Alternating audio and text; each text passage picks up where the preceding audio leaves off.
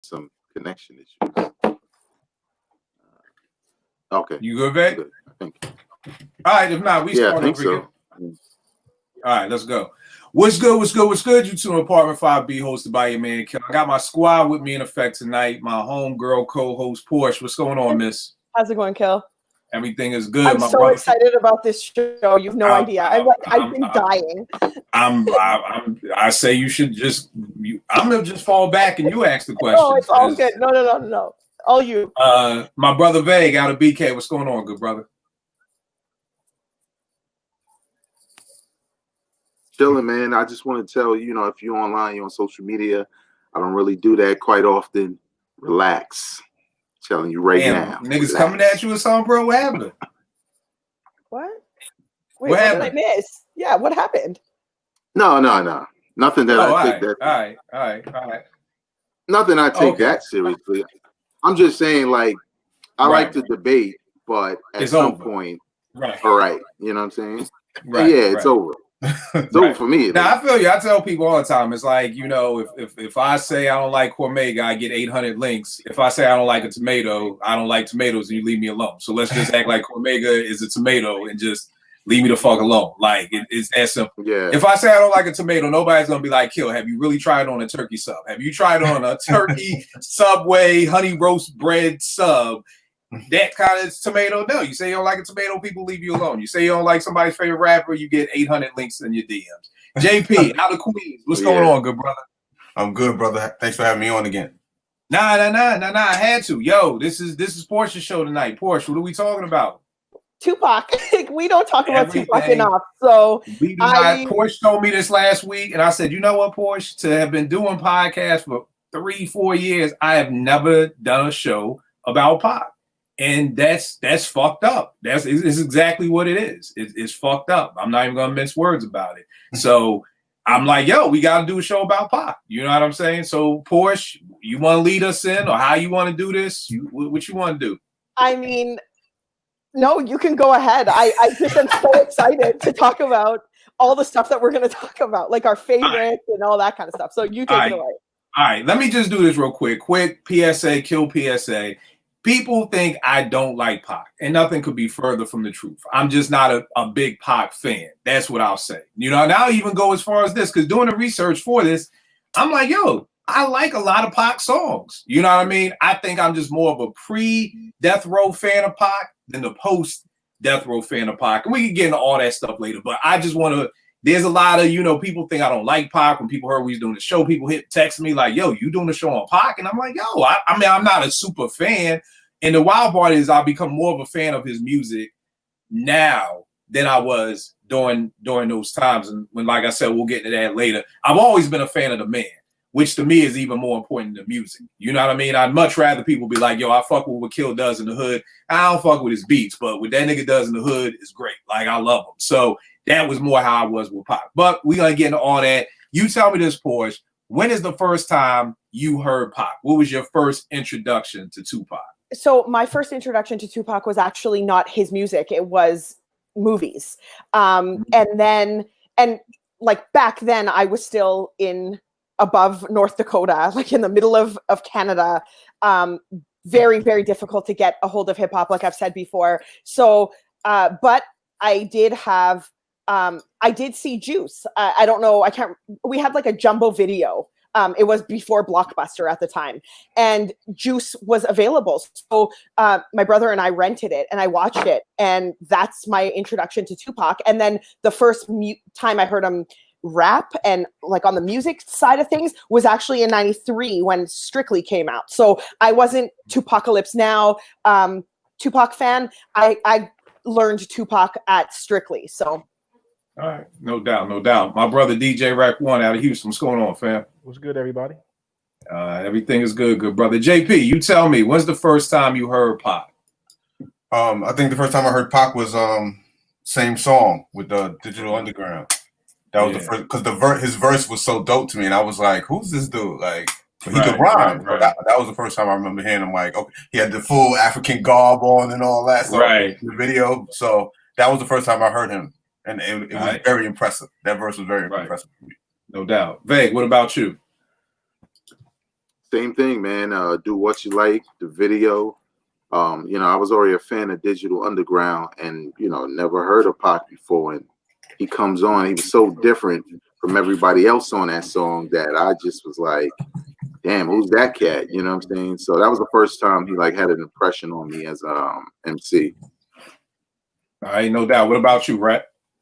All Around the World, same song. I bought the maxi cassette single. Straight up. He killed that shit.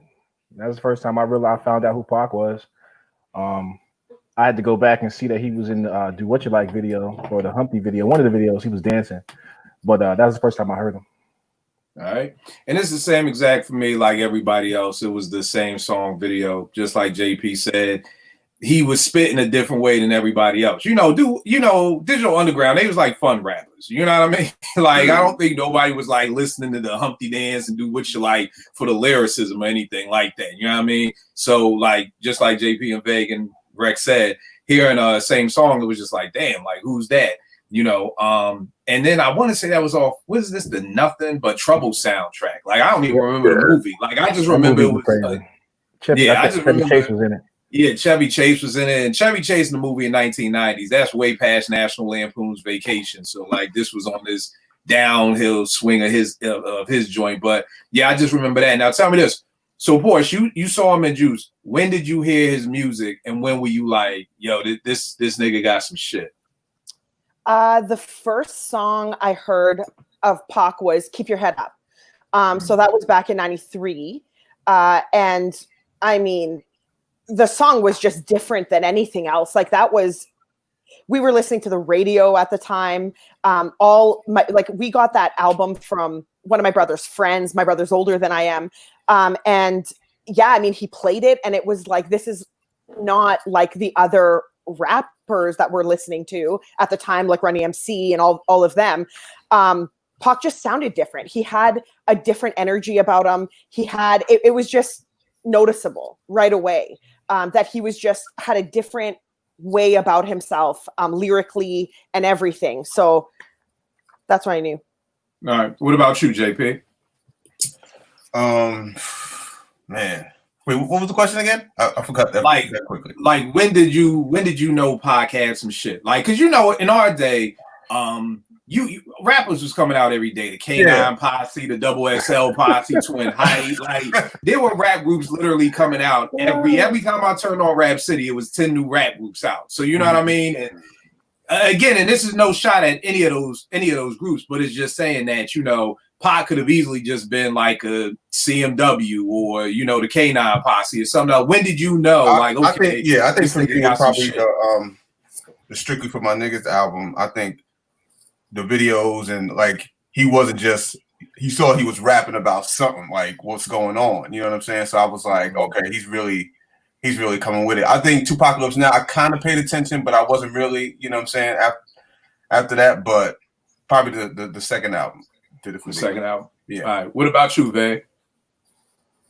For me, it was the video to Brenda's Got a Baby. I was watching Pump It Up with D Barnes, like, on a late night, like when it would come on. And I just remember the video came on. I'm like, yo, that's the cat that I saw in the Digital Underground video. It wasn't like when I saw him in Digital Underground, I went and researched him or found all his music or anything like that. Like this video was like my second look at him, you know what I'm saying? And to see what the song was about, he just struck me as someone different. And I like when you look at the video, clearly like looked like a New York dude.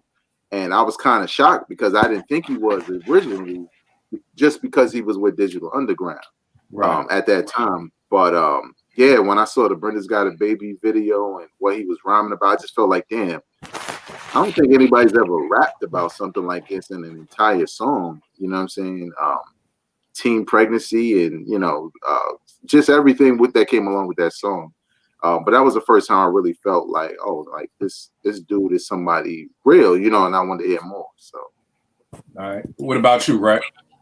For me, it was When My Homies Call. That's my shit. I love that song. I bought the album off that song alone. Trapped, I had heard, seen the video, and you could tell he was like Veg and like Jay said, he was spitting. But for me, it was When My Homies Call. I love that song. I love the video. You know, that hit me. And after that, I was a fan. Right. It's crazy, right? Because I'm a combo of you and Veg. Because for me, it was Brenda's Got a Baby. Same thing Veg said, you know, it was just like, it was a dope song. Like, I didn't feel like it was like preachy. You know what I mean? Like, it was a dope topic. Like Veg said, black and white video. But I didn't feel like, I felt like hip hop in those days, you could do a NOG, be a father to your child. And I never looked at be a father to your child was like, okay, we got to put that over here in this category. It's like, nah, that just was dope beat, dope concept, everything. And to me, same thing with Brenda's Got a Baby. Even the way he said off with Brenda's Got a Baby and Brenda's Barely Got a Brain. You know what I mean? Like, it was just like, at that time, I wasn't, like Veg said, used to hearing anything like that. And then he did, on Yo MTV Raps, he did When My Homies Call live. Yes. And I was like, yo, this shit is dope. You know what I mean? And the chorus was dope. And I was just like, yo, this dude is dope. He got some stuff here. So, and like Veg said too, he didn't strike me as the LA rapper. You know what I mean? Because during that time, you know, and again, you know, no West Coast bias. I'm not, you know, I'm just saying the Cali, the Bay. Back in the day, I just threw all y'all together. I now know from Twitter that the Bay is the Bay and Cali is Cali. Nobody start blowing my shit up. But I just assumed like it's all West Coast. Everybody got to have on a Raiders jacket. Everybody got to, you know, he had the UNLV joint on. You know what I mean? With Scully. So it just was a little hit. It hit different than what regular West Coast cats was going through. So that's when I knew Pac had some shit. Tell me this. Top 5 Pac songs and why? Porsche, what are your top 5 Pac songs and why? Like, I answer this question and it changes all the time. So don't hold me. Like, understandable. Yeah, understandable. Like Thug's Mansion, for real, like that's gonna always be my favorite. And not the one featuring Nas, the other version that's just Pac. And I love that song because he's speaking from a place of insight into dying. You know, he's just talking about his life and then what happens afterwards and what, you know, it's every time I hear that song, I get emotional because I'm like, you know, Pac was sort of thinking about it to that level, you know, like that's where I'm going to be. This is what I want it to be. And it was so different from the life he was living, you know?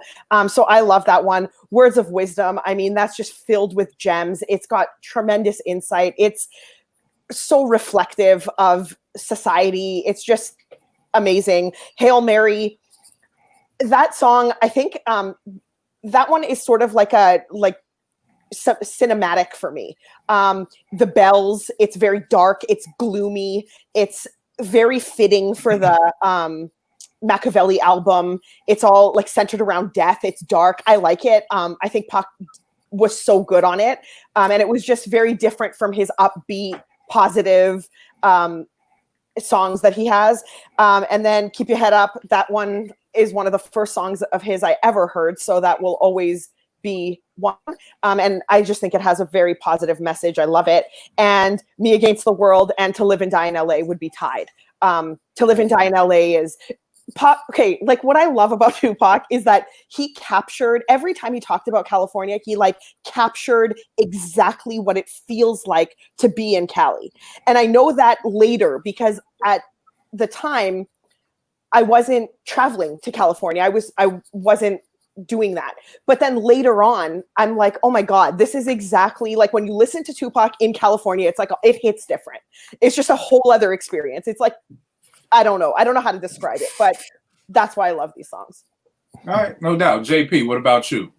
Well, you know, I think we talked off camera, but I wasn't the biggest Pac fan, but I respected him for who he was, and so a lot of my favorite songs are going to be singles. You know, I'm not going to go deep like Portia. I wasn't, you know, I don't know but the one. Now, bro, me and you in the same exact boat, and we're gonna talk about that later because I feel like you have people who are, and that's why I said it's dope. Portia and Vega, like Pac fans. Me and you really aren't. Breck, how are you? Are you a big Pac dude, or you're just like, yo, he was dope, he was cool? I'm a fan up to or after not Machiavelli, but the album after that, the one that was released. Because Machiavelli, you could say it was released when he died, but the one that they pushed as a posthumous album. Are you up to still that, down? yeah, up to that album, I'm solid. After that, when they started releasing 1,000 different tracks that he either didn't finish or things like that, you lose me because it was just too much at that time. We wasn't consuming music that fast back then. All right, no doubt. My bad, JP. What your top five? One is Hail Mary. Definitely, I mean, it's a timeless classic record, and I think for me, Pac has such a presence on songs better than he was an actual lyricist or rapper. So his presence was on that song crazy. So Hail Mary, If My Homies Call, I love that record, especially the piano chords. Two of America's Most Wanted, him and Snoop, man, that I love that record. That record right there is one of my favorites. And So Many Tears, just because I love the fact that he used the Stevie Wonder sample and how he was riding that whole track. And Keep Your Head Up. I gotta say Keep Your Head Up as well. All right, no doubt, no doubt. Vay, what about you, good brother? For me, Hail Mary, like everybody said, like a real dark track. I just like the way, like the Tupac's cadence, along with how his flow was a little bit measured on that track. Like he understood what type of beat it was, what type of vibe he wanted to give off. I love the hook. Like every time it comes on, I just think to myself like, wow, this shit was just a crazy record. I Get Around. Love that record from the day I heard it. It is the perfect party record. It never gets old. Yes, sir. Back then, it was in the club, heavy. I bought, like Rex said, the maxi single. I forgot about those. I bought that. Matter of fact, I have it sitting somewhere in here. Love that record to death. Ambitions of a Rider. That joint just sets off All Eyes on Me in a way just to let you know, like, yo, this is a Pac album. He got Death Row production. He dissing everybody. His own. You know what I'm saying? I Ain't Mad at You. I really love that record because around the time when he passed, I just remember like when they said this song was coming out, and I hadn't heard it yet, and definitely hadn't. Oh, actually, I did hear it, but because he had a double album, sometimes certain records hit you differently over time after you keep listening and listening. Sometimes records on the second CD, tend to hit you a little bit better as you listen to it more and more. But I just remember the video really made me love that record even more because it came out after he passed, and Pac is in heaven now, and you know what I'm saying, and Marvin Gaye and everybody's around. So the video really did it for me. It made me love that song. So I love it to this day. And lastly, Keep Your Head Up. Again, it was another record that I felt like, just like with Dear Mama, in a lot of ways, you just didn't see a lot of rappers doing it on that level. And when I say that, I'm not saying anybody didn't have records that spoke to some of those things or didn't mention it in some of their songs, but there was a sincerity to the way Tupac did it. You really felt like he meant what he was saying. And I thought Keep Your Head Up was just a dope record to make just for the black women, for the ladies in general. So, but yeah, that's my five. All right, no doubt. Rec, what about you? First one is Pain off the Above the Rim soundtrack. For a minute, man, I had to listen to that joint about 3 times because I'm like, damn, that's Pac. It don't sound like him. He had it, like Veg was saying, with his cadences and his voice. Certain records, you could tell he was either going through something or he was really feeling what he was spitting. And that was a joint. Like, I love that song. It was a ringtone of mine for a while. Pain. If My Homies Call, that was like my real introduction to him. So that always stuck. Holla If You Hear Me, another dope joint off the Above the Rim soundtrack. I just love that song. I think for me, that might be my favorite from his. Being a hooper at that time, and then seeing the movie, it was almost like another battery in your back, something you play in your Walkman before you got a game or something like that, just to get you hyped. So that song always stuck with me. Gotta Get Mine, MC Breed. It's a Breed song, but I feel like Pac took that shit over. I'm sorry. Yeah. It just, Pac murdered that shit, and the video to accompany it was dope for people who had never seen Breed or didn't know about him, and then you see those two together, and they have this infectious, just chemistry, just dope. And then the last one for me is Got My Mind Made Up. I probably listened to that song more times than I listened to the album, and then I had to go back and digest the album, to be fair. The thing I love about Pac is it didn't matter who you put him on a song with, he was gonna hold his own, and the song wasn't gonna have a West Coast feel or East Coast feel. It was just a dope song. I think him being from the West Coast or East Coast and going to the West Coast gave him, that vision to just spit. He didn't sound like he was from either coast. He just was a spitter. He was a rapper. So those are my 5, man. Yeah, bro, you almost got me on everything. My number 1 is Pain. That's my favorite Pac song, man. Song. I remember being in the movie theater with Above the Rim, and it goes off to that song. I stop. I didn't go nowhere. I'm leaving with my girl, and I'm like, whoa, that beat. Like, I heard the beat first, and I was like, yo, this shit is crazy. I'm like, that's Pac? I'm like, yo, that shit is dope. So Pain, I was salty as hell when I brought the CD, and it wasn't on there. I think it's only on the cassette. Yes. Which is whack. Yeah. Like, how you gonna put something on the cassette, not the CD? Yes. But I don't even think it's on the. Is it on the Above the Rim soundtrack? It's not on the CD soundtrack. You gotta have the cassette soundtrack. It's on the tape soundtrack. So I was salty about that. But I love Pain. Like Vake said, I get around. I'm like, it's just no denying how great that song is. It's timeless. You play it at a barbecue, you play it wherever, people are gonna enjoy it. You're gonna see people smiling. When My Homies Call, again, just incredible song. Keep your head up off Strictly for My Niggas. And probably Dear Mama. Like I said, it's funny making this list. Like, I was like, damn, I really actually like a lot more Pac songs than what I thought. You know what I mean? Like, I could keep the list going. So I want to kind of talk about, like, why Pac speaks so much to some and maybe not a lot for others. Like, I know for me personally, around, I don't know, somebody help me with the years because I subbed. When there was a Vibe magazine that came out and he was on the cover from prison with the glasses on. I remember I was hosting Strictly Hip Hop. I literally had the magazine, was reading it while we was doing the show. And then he was like, Thug Life is dead and somebody else got to carry this mantle. I don't know what year that was, but anybody know? 94, 95? 94, 95. Yeah, and it would have been 95-ish, I think. All right, 94, 95. I'm looking up to that point. Like, I really, really, really fucked with Pac. Like, I love the thing, like the messages, the Dear Mama. Like, I don't know if do we have any other hip hop songs like on some old, like, I Love My Mama, like, type song? Like, I don't think so. You know what I mean? And I remember.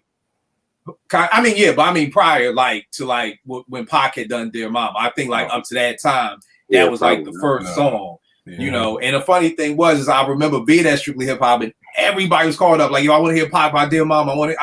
Dear Mama by Pac." And we always like, "Yo, what are you talking about?" Like, nobody up there, none of the DJs knew the song. None of us knew what Dear Mama was, but everybody was calling up. So I think I love Pac because it seemed like he reminded me of Chuck D. You know what I mean? And at that time, he was the person who was kind of like the hood reporter. He's talking about Brenda Got a Baby, Keep Your Head Up, Dear Mama, all this great stuff. And then I remember after reading that article, the very next time I saw Pac was on, I guess, MTV with Suge on the set of California Love. And it was just a totally different Pac. You know what I mean? And it was literally like, yo, who the fuck is... Like, my nigga, last time it's almost like you talking to your man. Like, yo, last time we spoke, nigga, you was in church, you was a deacon, you was passing out pamphlets, you giving communion, and next time I see you out here shooting dice, you like, fuck Biggie, fuck Bad Boy. I'm like, yo, I'm sitting here like, yo, what the fuck happened? You know what I mean? So that's why for me, I was such a pre-Death Row Pac fan. And then when he came for Big, y'all know me. I'm loyal. Vega, if a nigga got beef with you, he got beef with me. And in my heart of hearts, I knew Biggie. Like, it was like, yo, that nigga said, what about me? That nigga fucked your wife? And like, yo, we don't let that ride, nigga. So I literally felt like it was East Coast, West Coast, war down the middle. From that point forward, Porsche, the first time I heard All Eyes on Me, that's the double album, right? Yep. Was when you challenged me to listen to it like 2 years ago. Jeez, I had never heard a Pac album post Death Row because it was like, yo, fuck nah. You ain't talking Grease the Big like that. Like That's literally how deep I was in this, like, believe it or not, East Coast. Kill, believe it or not, I went through when Hit 'Em Up came out. I was so mad that Pac sort of like, because I like Big is my GOAT. That's my GOAT. And I'm just as loyal to Big as you are. So when I heard Hit 'Em Up, I was like, you are not playing this song around me. I am not listening to this song. As soon as he said, yo, I F your B, I was like, turn it off. I'm going to throw myself out the car. Like you know, like it was bad. And it was East Coast, West Coast. I went through a little span of time where I was like mad at Pac. I was like, why did you do that? You were so dope until you went at my favorite dude, you know? So I hear you. I hear you. Hey, Veg, I'm gonna get to you in 1 second. And the other thing for me, and this is what I realized, and folk listening gotta understand, I'm young. 95, I'm what, 20, 21? You know what I mean? It's a different mindset than I am at 46. And it's funny because I hate Jordan. Anybody who knows me knows I hate Jordan. I came up a Bad Boys Pistons fan. And, you know, I didn't take the opportunity. If Jordan wasn't playing against my squad, I didn't watch him. And I didn't realize this until my man Driz from Philly was like, yo, what the fuck you mean you don't watch Jordan? I was like, I don't like that nigga. He was like, yo, he's the greatest ever. Like, nigga, do you realize what you're missing not watching Michael Jordan play just because you don't like him? And I was like, God damn, I guess you kind of right. Like, I really missed out on watching Kobe annihilate people just because I didn't like Kobe Bryant. You know what I mean? Like, that nigga would be like, I'm from Philly. I'm like, nah, nigga, you from Lower Merion. Like, nah, nigga, you are not from Philly. So it didn't hit me till later in life where I'm like, shit, like, I really missed out on a huge piece of hip hop simply because I didn't like you. I didn't like what you were spitting. Or I think for me, I really took it and I don't know why, but I think when it was just like, yo, this thug life is dead. I don't want this. Somebody else got to rep it. And then the very next time I see you, you are like thug life on crack. Like you are turned up to a whole nother level. It was like, oh, this motherfucking hypocrite. Fuck this nigga. And that really was my attitude towards Pac. My fault, babe. What were you going to say? No, I was just going to like piggyback off what y'all was saying with hearing Hit 'Em Up for the first time. I was in Beach Street in Brooklyn. Like probably didn't have no money, just in there looking at records. And I remember I was, just browsing, and the DJ would just play records here and there, and I just remember like hearing like a whisper, because remember that song he starts kind of low, like no friends, and then he just comes out like, that's why I fucked you, bitch, and I was just like, yo, what the fuck is this? And I remember listening to the whole record because like I couldn't believe what I was hearing, because I just never heard anybody go all out like that, at least not in a long time. You know what I'm saying? And you know me, I'm from BK, Brooklyn all day, bars. Biggie's my favorite rapper. You know what I'm saying? And I was kind of excited, to be honest, because I kind of respected Tupac for just going in. He wasn't saying, oh, the fat dude in Brooklyn, or the Versace Wayne. He was like, that nigga right there, my beat nigga right there. I was like, I was, you know what I'm saying? I was excited. But then, then once the debate started, and people like, because people started saying stuff like, Biggie got his whole style from Pac. I was like, oh, no. Like, you know what I'm saying? So I kind of took it differently. Like at one point, I was kind of excited to hear it, but obviously, being from Brooklyn, Biggie being my favorite, obviously, I was kind of choosing a side. But I can't say that I was like completely upset at it at all. Right. And that's dope too, because I remember my young boys was playing it on my block in Philly. I was like, yo, turn that shit off, man. Turn that fuck y'all doing playing that shit, man. Motherfucker, he talking about Big. Like, you know what I mean? And then I was just dissing it, like, oh, this nigga used no painful bass line, don't look no further. Like, that beat ain't even dope. But I see your point too, Veg, of just being excited. Like, yo, let's get this shit on. Like, like time to rumble. You know what I mean? And the worst part is that, again, again, as you get older and you find out like, yo, this nigga's in jail. He couldn't get out of jail. He ain't have no money. And Sugar's putting this opportunity in front of him. And it's like, yo, I need you to be this person. I mean, you do what you got to do. You know what I mean? He wanted to get out of jail. Like, you know, he wanted a house for his mom. So, but again, at that time, I don't know that. I don't know any of this stuff. It's just like, this nigga, like, yo, how you gonna flip your whole style like that? Like, that it was literally like if you saw the last thing you heard from Chuck D was like, you know, I don't know, shut him down. And then the very next song, Chuck is like, yo, fuck y'all bitches, yo, come, you know what I mean? This crack. You be like, yo, Chuck, what happened to 911 Bases? Like, that was like the switch for me from Pac to the new Pac. Like, it literally was that drastic to me because I'm like, the very last words I saw you say or write was, thug life ain't for me no more. Somebody else is going to have to hold up this mantle. So I think for me, that was like a huge part of it. And I think too, for me, a lot of stuff with Pac was just his production. That's why Pain to me sounded so different than what so much other stuff did. You know what I mean? So that's like, I think for me, why Pac's music didn't really speak to me. And the hard part is I can't say that because I didn't give the post-Death Row Pac a chance. You know what I mean? Because like I said, I was a fan I can tell you all about. I'm just like JP. I'm gonna give you singles. I can't go into no album cuts. I can't, you know, it'd be like a Prince conversation when Doves Cry, Purple Rain, you know, Let's Go Crazy. I can't dive into no Starfish and Coffee or nothing like that. But you know, I can't. I'm gonna be shallow. But JP, tell me, for you, what did it that just wasn't made you like a big Pac fan? You know, that's a really good question because I knew how big he was. I understood why he was so big. It's not like I don't get why people love him so much. I get it, but his music didn't speak to me as much as Biggie's did. You know what I'm saying? I'm from New York. I'm used to that boom bap, but I'm open to everything else. But I respected Pac. He had great songs. I think it was his presence more than anything that really drew me to him, more than his music, the person that he was. So. And that came out through his music, which made you kind of like him. Like, okay, I see why I like this song because it's really him and his presence. So, but I don't really know. I had great respect, but you know, certain artists do it for you and certain don't. Right. Certain ones don't. Right. It's just how it is. I can't explain it, but you know, I respected him. I just didn't gravitate to him like most people did. Right. It's funny you say that because I was explaining to somebody on the timeline the other night about Shorty Shay Noir. Because he was like, yo, you need to check out her new album. I was like, yo, she's cool, but she just don't speak to me. Oh, man, OG, man, she crazy. Da, da, da. I said, fam, have you ever been to a restaurant?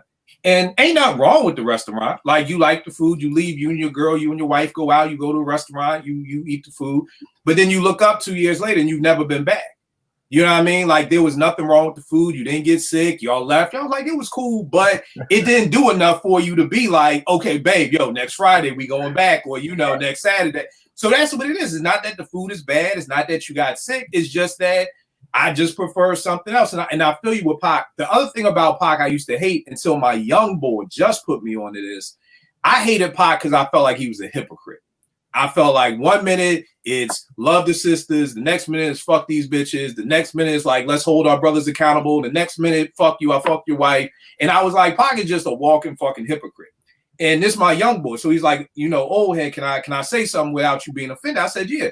He was like, bruh, one day you come in here. He used to work for me. He was one of my college students who used to work in the hood with me. He said, Kill, one day you come in here with your Bible and you be reading the word. The next day you be cursing like you Chris Rock.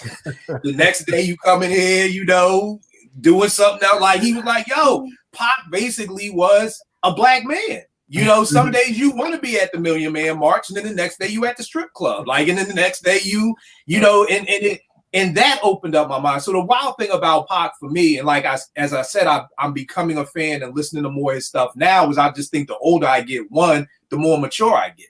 You know what I mean? So that made perfect sense to me when my young boy said that. It was like, yo, you're right. Like, you know, in some shape, way, or form, or whatever, I am, I guess, a hypocrite. You know, I mean, I guess we all are. You know, like, nobody is just walking the straight and narrow every day. And I felt like he was like, that's what you're making Pac be. You're making Pac like, maybe Chuck D does drink 40s. I mean, you don't know. Like, if you see Chuck D at a barbecue, you're gonna get mad if he's drinking the St. Ides and he said don't drink it. Like, you know, how, like, he's like, yo, how, like, and y'all know me, and Vague know me with his true hip hop stories. You know, I believe in the Easter Bunny still. You know, I believe people still write their own rhymes. You know, I admit to that. You know, so I think that I was holding these rappers in a place of I was kicking it with y'all remember Aaron Magruder, who was doing the Boondocks? And he had said something. He was like, y'all be swearing Talib and Most and them motherfuckers the most conscious motherfuckers.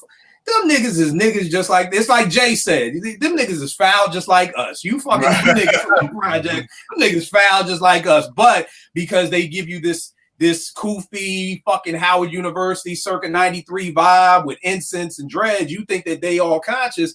So I think that made me open up my ears more to Pac too, because it's like my man just was like, that's why I love Pac, because he is the everyday man. He's the man who one day you may be like, yo, power to the people. I don't want this no more. But just because you did a Black Lives Matter match don't mean you ain't gonna be down at Magic City the next night making it rain on somebody. And I'm like, you know what? Yeah, absolutely right. Porsche, what was it? We know it's Troy and Pac. I don't even know which one comes first. Is it Pac then Troy or Troy and Pac? Which one is it? It's Pac then Troy. It's Pac then Troy. God damn, you love Pac more than Troy. So I gotta stop telling niggas it's Troy. You know what? But Pac is ranked number 3 for me. I mean, we'll get to that. But right. But why did Pac speak to you so much? Because everybody knows when people found out we was doing this show, everybody's like, "Oh, Porsche leading that show, and that's Porsche ain't missing that show." Everybody knows. So what was it about Pac for you that just he spoke to you so much? You know what it is? He's real. He's real in the sense, like, people will say, well, Pac pretended like he was a gangster and he was never a gangster and he just was friends with gang members and there's like a blurred line. But like, Pac is a poet first, right? He studies Shakespeare. He studies literature very in depth. He's a poet first. He's a rapper second, in my opinion. And for that reason, his mind is a poetic mind in that things have different meanings. He's always redefining things. And that thug life I was going to bring up was that whole thug life thing that you're saying, like, he was off the thug life, then he's on thug life on crack. Well, actually, the story is said to be that the thug life was to actually talk about the systematic oppression and the obstacles that society puts on people that he was trying to overcome and kind of rebel against that. That was the thug that Pac wanted to kind of push. So like his tattoo, Thug Life, stands for the hate you give little infants, F's everybody. Like, it's not supposed to be that, but he leaves it to sort of, I guess, interpretation, because he was sort of getting in trouble with the law. And all of these in trouble with the law was all a product of him just speaking out, being an activist, being unapologetically himself. That's what spoke to me. Like, I've always been raised, my parents always raised me to never be scared of always have confidence, never be scared of your opinion. If you have an opinion about something and you're educated on the subject, like, stand firm on that. Pac mirrored that. He was that, right? So for me, that's what's so magnetic about Pac. Like, he's quoted to have said, like, every time I open my mouth, I want the truth to come out because I don't want them to know what I'm going to say because I'm being polite. You know what I mean? Like, this guy is, when I say he's a genius, the guy is a freaking genius. Like, he just lived his life that way. And so it's hard for me when people say, well, Pac's not relatable, or I couldn't, like, how could he not be relatable if you're living in this world and you're seeing the things that he's seeing and you're living the world that he's in, especially people who were in LA, in New York, and while he was there, Baltimore, whatever, Maryland, like, these places. Like, Pac's music is a reflection of everything he lived or saw, you know? Right. So that's what's magnetic for, about Pac for me, is that he's real, and he's never not been real for me. I never thought of him as a gangster. I never thought he pretended to be a gangster.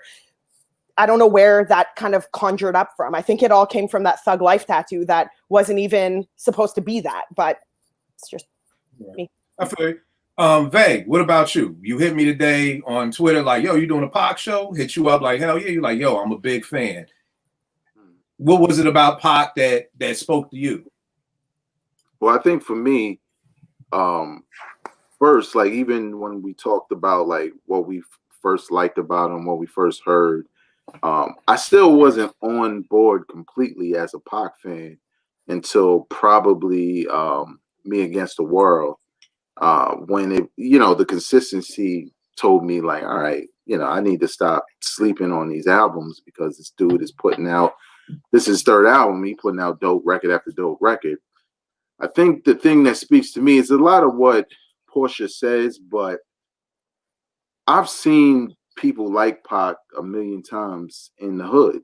Like that's what connected with me. He's not a epiphany to me. It's just that he has a platform in music and he was educated. That's probably the big difference.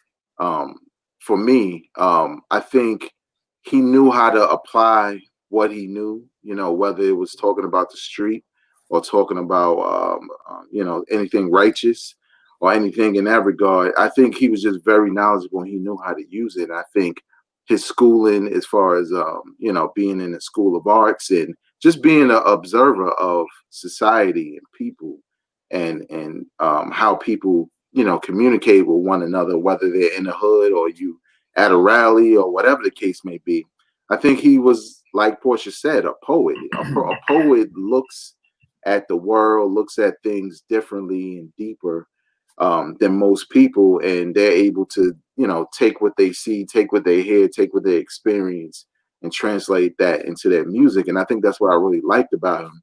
Of course, he was a contradiction. A lot of people are in a lot of regards, only because I only say that because I used to say that about Pac a lot, that like, damn, he be contradicting himself. It's like, one record he like keep your head up, next record he like you wonder why they call you bitch. I'm like, yo, what are you doing? But I kind of felt like when I started to analyze other rappers, and I'm gonna just use him as an example, even though he came after, somebody like DMX did the same exact thing. He'll have a prayer skit, and then on the next joint, he fucking kicking in the door, about to hit you in the head with something, like, you know what I'm saying? So It was one of those things where, like, for me with Pac, it was kind of like, I did like the fact that he was who he was. And I think what people need to look at mostly is he did do a lot of things that would be considered a pretend gangster. He did do that. But the man was young. And that's what you do when you're young. You're going to run up and snuff somebody because you know you deep.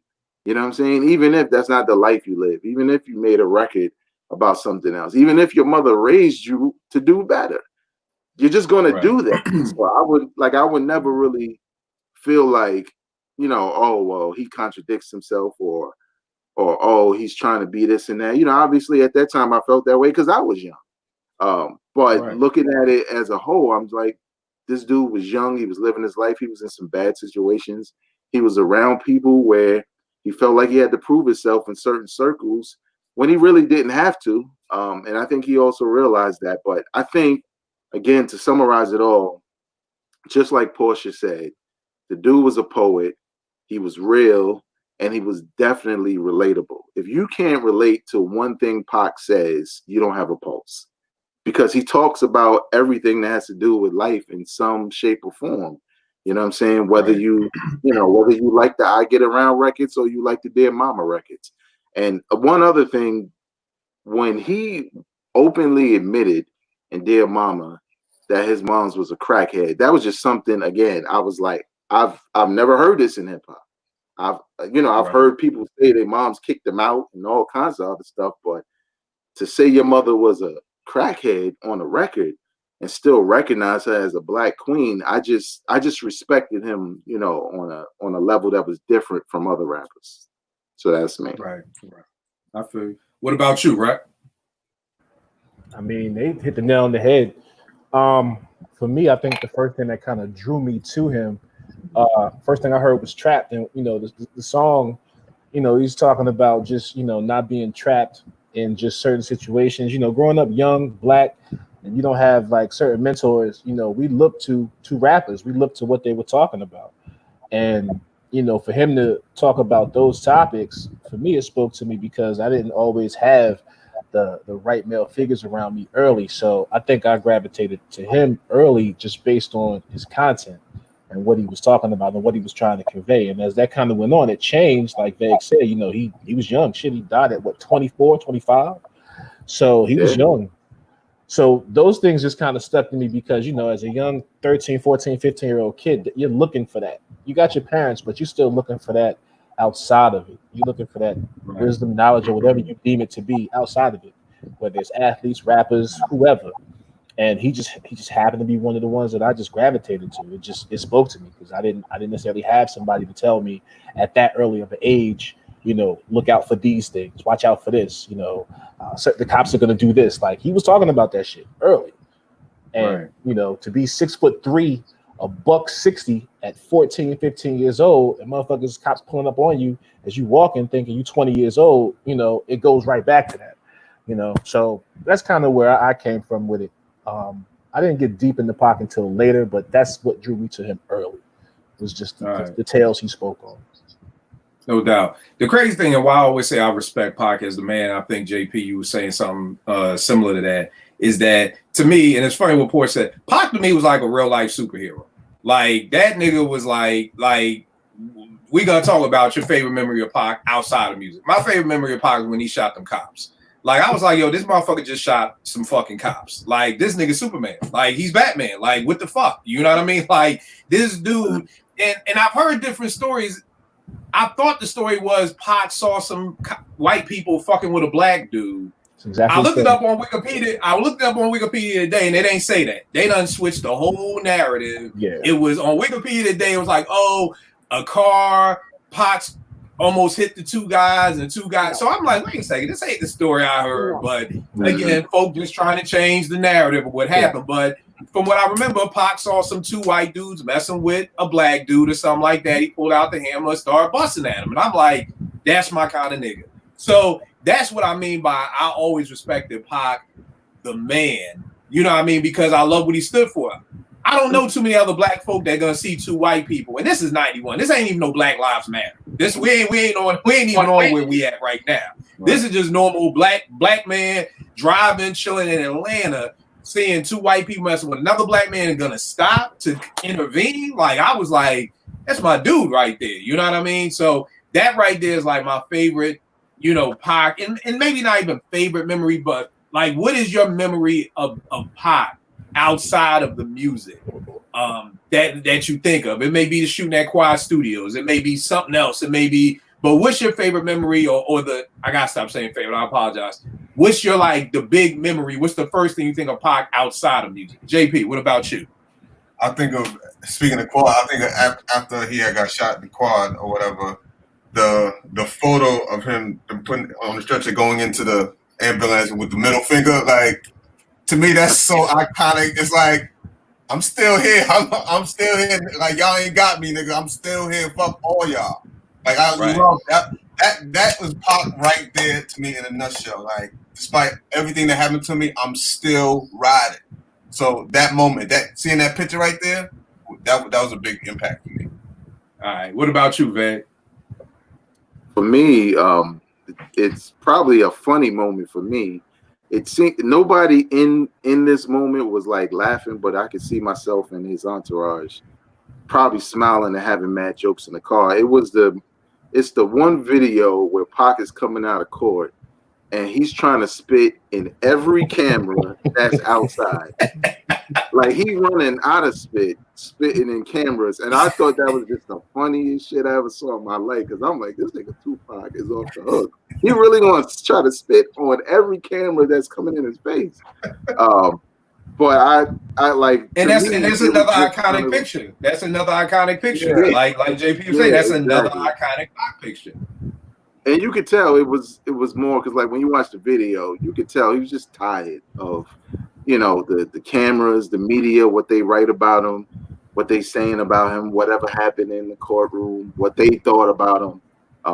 And I just thought it was just the funniest thing in the world to see him just trying to spit on every camera that was out there, man. That's probably my favorite moment. All right, what about you, Porsche? My favorite memories of Pac are always like his interviews. I could listen to Tupac speak in interviews for the rest of my life. Like if I never heard another interview again and it was just Tupac's old interviews, I would do it. Like he had an interview, I think it was 92, where someone was asking him about like education, because he obviously was a pretty educated guy. And he was saying, you know, learning like writing and math and all these subjects in school is dope, but we need to be able to teach kids and adolescents, like teenagers and young people, about drugs, about sex, about you know, police brutality, about racism, about hostility, about all these things. And I just love when he speaks, because he's always saying something intelligent. And then you kind of forget, like when you hear Tupac talk in interviews, you forget how old he is, because he speaks so far beyond his years that even while I'm talking here with you guys, I keep having to remind myself, like, Pac died when he was 25. He did all of this like in his early to mid 20s. Do you know what kind of losers are out there doing loser shit right now? Like there are people pretending they're on like Jay-Z's payroll and, you know, defending him tooth and nail on social media, when Tupac's sitting there like addressing things to sort of advance education, and not academic education, literal common sense, like street smart, that kind of thing, because he saw it. And I mean, those are my favorite memories of Pac. Every interview he ever did where he just drops gems. So when I say, I'm going to say it again, Tupac is a genius, and he's a genius for the reasons of his age, the time period, what he was saying, and nobody else was doing that. Nobody else in ever was doing that. Not his OGs, well, Public Enemy to a degree, but not in the same way. But that means something to me. So yeah, it's funny the point you and Vague bring up about him being 25. You get lost in that. You know what I mean? You forget. Like I probably just found out, well, not recently. When I say recent, at 46, it could be 5 years ago, that, you know, Martin Luther King was like only 38 when he died. Like, you know, because as a kid coming up, I'm like, oh, Martin Luther King, he had to be 56, giving these speeches. I'm dead ass. Like, I'm with you. I agree with you. I thought the same thing. Wasn't like 56 years old when he got killed, because I'm like, yo, this dude is leading people. So to find out he was 38, and I'm like, shit. At the time, I'm like, I'm 40. Like, shit. Like, I'm not doing, you know what I mean? So what Meg said about being 25, it's like, yeah, like, yo, when I was 25, I was not. And like you said, Poor, so many. If we talking about pre-death row Pac in the interviews he was doing before, you talking about somebody who's 20. Yep. You know what I mean? Like you're talking about somebody who's not even legal, who's still dropping knowledge. So great points, Rec. What about you? Favorite Pac memory outside of the music? Okay, so outside of the music, I won't count that one. I don't know if it's the same one Vague was talking about, but he's walking out the court and he starts George Jefferson walking. And I mean hard George Jefferson. I remember that. I mean, he's getting it. I don't know if he beat that case or not, but you could just tell. And Vague alluded to it. I truly think he was just tired of how he was being portrayed. Because if you go back to the interviews, he would always say that you think you know me and you don't know me. You're not listening to what I'm saying. You paint this picture of me as this person here. But if you go back and you listen, and he's naming songs, you know, I think he was tired. So we saw him act out in those ways. And for me, that for me was a funny moment. It's a favorite of mine. Because he walked from the front to the court to the back, leaving straight George Jefferson walking. Yo, the wild part, Porsche, about the whole fake thug thing. There were times when I understood that, but then as I kind of grew older, I didn't, because I felt like what Pac was doing was more thuggish than what people would like say would be thug. You pulling over and helping a black man and shooting at two white people, that's some thug shit. I always used to tell people, I know he's canceled, but to me, Ye did the hardest thing in hip hop. You get on television and say George Bush don't care about black people, that was harder than any motherfucking NWA album. That was harder than any gangster album. That was more gangster than anything. So to me, I never felt like Pac was the fake thug, because I felt like he was just doing what he did. You know what I mean? Like when he went on the set.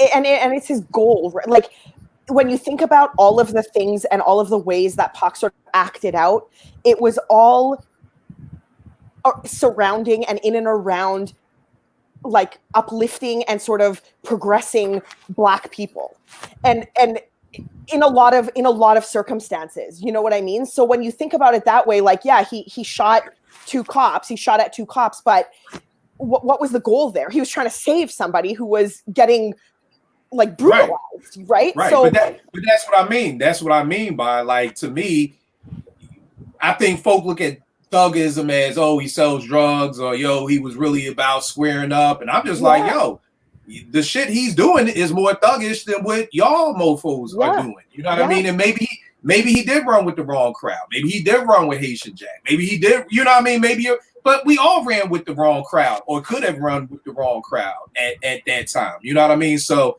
just want to speak to that about that, because like I said, to me, Pac was just like, I just felt like he was a superhero. Like, this dude gets shot, he bounces back up, he's in court with the bandages. It's like, yo, the hospital said don't check out. Motherfucker like, fuck y'all, I'm out. Next day, he's like in court with the Yankee Scully on with the bandages. I'm like, this dude is really a real life superhero. What were you gonna say, Bag? I was gonna say, like, I totally agree, but I think we're also like leaving out things where the fake thug thing was applied to. I don't think anybody called him a fake thug for shooting at cops. Right. But when you punch a gang member over a stolen chain, that's some thug shit. That's some street shit. Like, you take Tupac out of it, that's shit that just happens in the street. People get robbed, you know, for coats, and then somebody retaliates, or robbed for something, retaliates. That's street shit. There's no way to really clean that up, but to think like it was done because, you know, obviously you're protecting your friends and blah blah blah, because that's ultimately a part of it anyway, even though it's called street shit. But there were other things that, you know, he would do and he would portray and he would say that fall in line with actual thugs, you know what I'm saying? But I never felt, and I don't think most people felt that way. I think people who didn't like Pac or didn't understand Pac tried to really push that whole fake thug thing, and I just felt like he was more than that. And like, for him to, you know, snuff Orlando Anderson, you know, he was doing it for a homie, you know what I'm saying, who got robbed. So I never, but I was trying to clarify the whole why people say fake thug thing, because it never has anything to do with the stuff that's clearly for righteous reasons. I think it could be the media too. I mean, the media had a big thing to do with that. That's how they described him. You know, they blamed him for a cop's death in Texas. A guy was riding, he was drunk, and he supposedly he was playing Strictly for My Niggas when he shot the cop. So his media coverage was not the greatest, and we're not talking about Black people being on TV for media. We didn't have that besides Bryant Gumbel and a few other people. That's all we had. So his media coverage was not the greatest, and he was getting called out for all kinds of shit. He was getting blamed for everything. You remember when they took the bulldozers to the CDs? His was one of them. Yep. You know, they made him the poster child for that shit. Yep. So overall, he would get looked at like that by mainstream America. Us, we looking at it from a standpoint of the music first. We're like, man, fuck what y'all talking about, because we know what we listening to. You know? I think it's that, and I think it's like Vague said, for somebody who didn't like Pac, because I've heard lots of rappers even say, yo, after Pac did Juice, he became Bishop. Like, I've heard plenty of people say that on the record. Like, you know, he took on that character. He never came out of that Bishop character. You know what I mean? But again, I felt like what Pac was doing for the greater people was more thuggish than what anybody else was doing. Let's talk about this, because I love Pac the actor. I thought Pac was a dope actor. I actually think Pac is top 5, top 3 hip hop people who have jumped over into the acting realm. And here's the wild part. My favorite Pac movie is not Juice. It's Gridlock. I don't know if y'all ever saw Gridlock. I've never seen it. I've never seen Gridlock.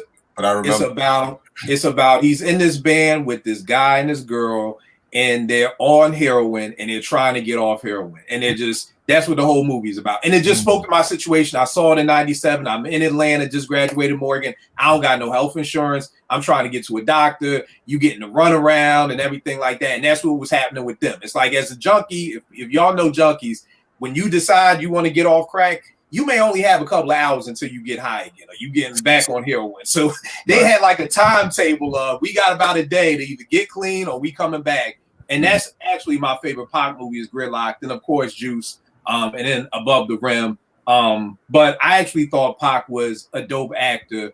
For some reason, I never saw Pac. Like, you know what I mean? Like, I mean, of course you see him, but I never thought Pac. When I see Common, I'm like, it's motherfucking Common. He still sound like he got a cold. I'm waiting for you to bust a rhyme. It's like Common actually ruins movies for me now. If I see Common in a movie, I will turn a movie the fuck off because I'm just like, this nigga can't act. Like, I'm with Nas. Like, you have naked pictures of God or something. Common, how do you keep getting these roles? What's going on? But I never felt that way with Pac. Like, the joint he has with Belushi about he's a dirty cop. I forgot the name of it, but that joint is a good movie too. So I'll figure it out. I know what you're talking about. I haven't seen that one either, but I know what you're talking about. I'll figure it out. But it came out around the time of Gridlock too. Yeah. So those are mine. It's gang related.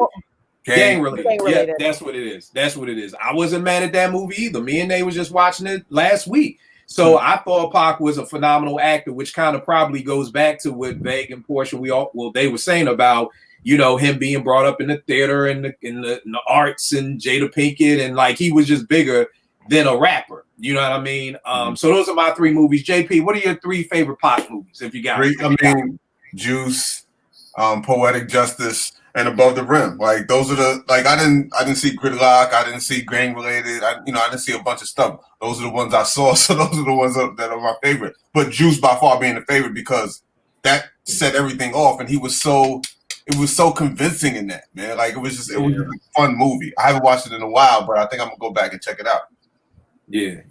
And I what can I say? Juice got to be my number 1. I mean, I love Gridlock as a personal favorite, but Juice is just the shit. You know what I mean? Like me and Nate was just watching it. Every time we watch movies, it takes like 3 hours because we always pausing it to have a conversation. And even she's like, Daddy, are they really gonna rob a corner store? I'm like, dumb as shit, right? That's pretty stupid, right? Kind of dumb as shit, right? Yeah. She's like, so they're gonna rob a corner store, but do it and nobody's gonna know, and this is gonna help them with the Puerto Rican gang. How? And I said, nah, you know what? Why don't we just send you to college right now? I don't fucking know how this is gonna help them get respect with Radamez, but Radamez ain't gonna know they did it. But no, neither here nor there. Great movie. Omar Epps, I think first movie, just classic 5 mic, classic movie. Porsche, what about you? Top 3 Pac movies. Yeah, I mean, Juice, Above the Rim, Poetic Justice in that order. Again, Juice is my favorite for the reasons that you guys mentioned, and because it Pac was a rapper turned actor, and he was acting alongside actors, but he was actually the star and held his presence and had screen presence and kind of drew you in, and that's amazing to me. I think he's still to this day the best rapper, the very best rapper turned actor ever, period. I don't think anybody, and I think actually it's been stated that he influenced Ice-T to get into acting, and Ice-T is not as good. So for me, it's just one of those things that's just cemented forever that like Nas tried it, no. DMX tried it, no. Ludacris, no thanks. Like all these people, Common, you're the same guy in every single movie. But and even Cube, like apart from Friday, I still think Pac took it. Like he just was so good at it. So right. Those are my 3. No doubt. Veg, what about you, good brother? We ain't like Doughboy, you know what I'm saying? don't show. Now, Cube is definitely there. I think Mos Def is probably one of the best to me. Yeah, Mos Def is dope too. Mos Def. Yeah. Like I said, for me, he's definitely top 5. I mean, I'm not mad at nobody who got him number 1. You know what I mean? Right. Definitely dope. I wish he would have influenced Common like he influenced Ice-T, but I guess not. Big. What are your 3? Yeah, Common is just terrible. It's like watching a fucking mummy try to read their lines. Yo, bro, I was watching a movie about a submarine, and Common was in it, and I was like, what? Who is your about a submarine? It's like, I love Navy movies with submarines, and I'm like, how the fuck is he in it? Like, who is your agent? Who is your agent? Because that's it right there. Whoever your agent is doing it. Right. But yeah, Vay, what are your top 3? I probably only have like a top 2, but if I was to have a 3, I kind of named them Juice, Above the Rim, and Poetic Justice. I really love Pac and Juice, man. Like, he knows how to play a villain. Like, even like he already got quotable lines. Like, you pass, bro, like shit like that just had me like, word, fuck you, Radames. Like,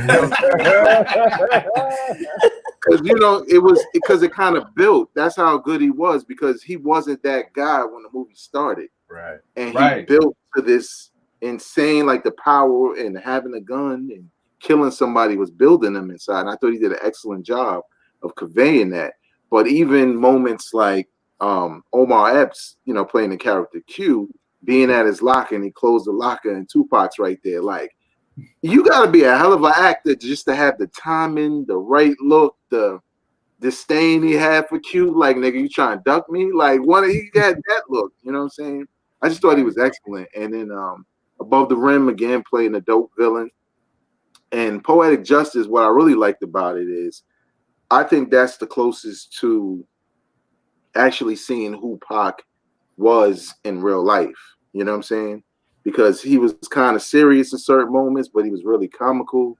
And if you look at a lot of his behind the scenes stuff, even like the off-camera stuff with Angie Martinez with her interview or whatever, when he's on the phone with Suge Knight, asking Suge Knight to bring his cousin around.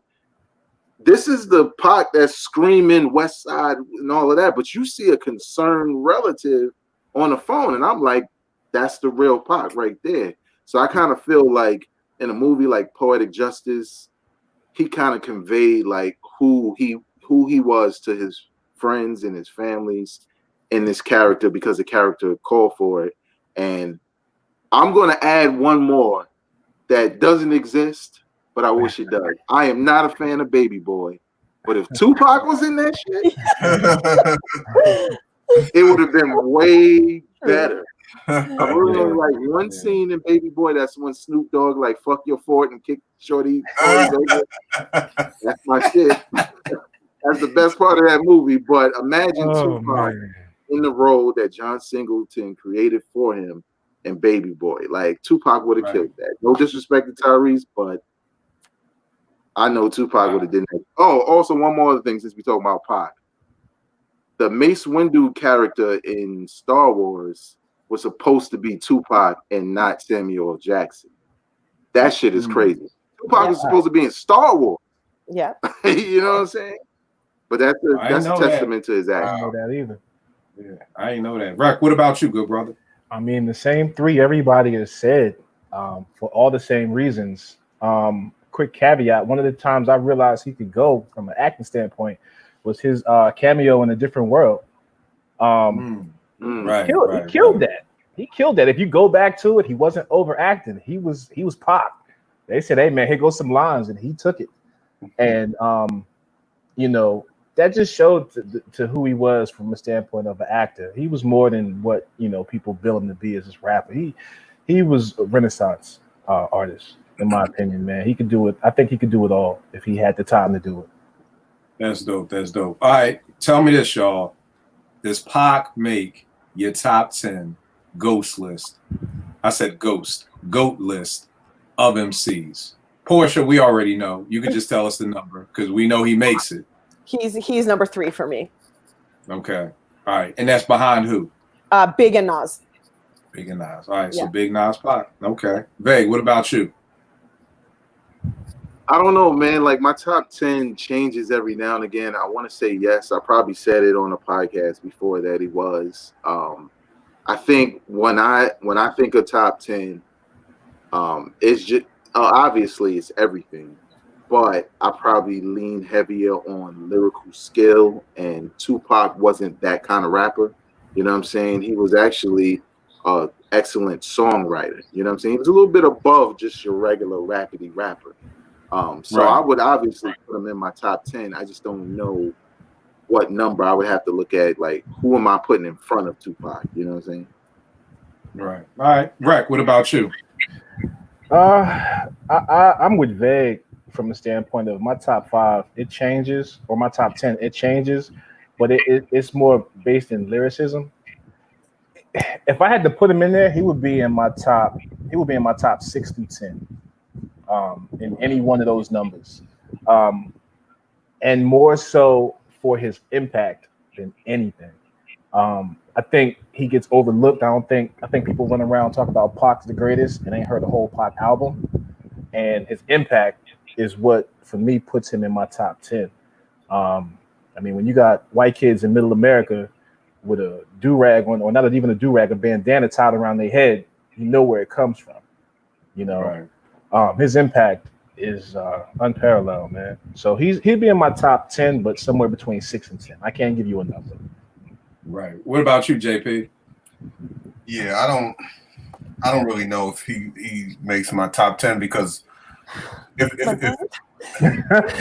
no, I gotta be honest. Like, I would only put him in there because I know of course, you're about to clutch your pearls when I go next. So get ready. If we're talking impact, he definitely goes in there because, you know, when we talk about top 10, we try to include everything. But like both Veg and Rex said, I'm more lyric heavy, so I can easily think of 10 MCs I would name before Pac would ever be in my top 10. So he's probably not in my top 10. All right. Now here you go, Portia. Get ready to clutch your pearls. Okay. Pac is not in my top 10, but I will give a caveat. I feel like I can't really place him somewhere because, again, keep in mind, I just heard All Eyes on Me 3-4 years ago. You know what I mean? So I actually want to educate myself on Pac a little bit more. He's not going to make my top 10. I can tell you that. He can creep into my top 20 somewhere. I mean, that's the best that I can do. He's not cracking the top 10. I got. That's not going to fucking happen. I can listen to every album. Okay. That's not happening. You okay, Porsche? But I'm open because he's not in my top 25 like right now. Yeah. But again, that's out of ignorance because this is what I'm always talking about with people on Twitter. When I'm arguing with people and they're like, oh, like Pac is like Prince. I know people who say that they're a Prince fan and have never heard a B-side. Like you can be a Prince fan and strictly just know the singles, like literally. Yeah. So that's how it is with Pac. That's how, like I said, everything I got, I don't got no slept on Pac bangers. I'm gonna come back around to some of y'all before we end this with some slept on ones, but I don't have any because I don't know his catalog well enough. So I don't feel like I can intelligently say he doesn't make my top 20. Yeah. You know what I mean? Based off of not listening to all his music. I will say he's probably in my top 20 now, just from, you know, Me Against the World, me listening to more stuff.